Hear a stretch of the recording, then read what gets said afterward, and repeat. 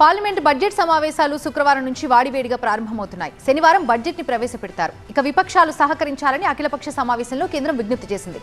ఈ సమావేశాల్లో 16 బిల్లులని ప్రవేశపెట్టబోతున్నారు.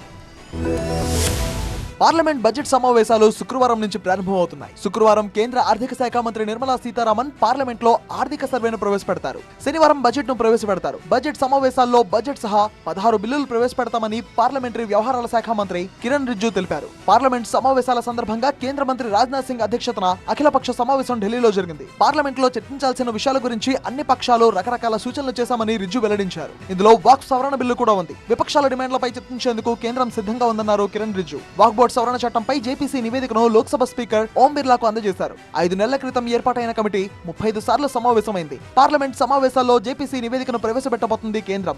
250 మంది ప్రతినిధులను కలిసిన తర్వాత జేపీసీ నివేదికను రూపొందించారు. జేపీసీల చరిత్రలో ఇంతవరకు ఏ కమిటీ తాము చేసినంత పని చేసి ఉండదని జేపీసీ సభ్యులు తెలిపారు. గడిచిన 5 నెలల కాలంలో 38 సమావేశాలు, 250 ప్రతినిధి బృందాలు సభ్యులతో సమావేశమయ్యామని జేపీసీ సభ్యుడు నిషికాంత్ దుబే తెలిపారు. అయితే తమ అభిప్రాయాలను జేపీసీ చైర్మన్ పరిగణలోకి తీసుకోలేదని విపక్షాలు మండిపడ్డాయి.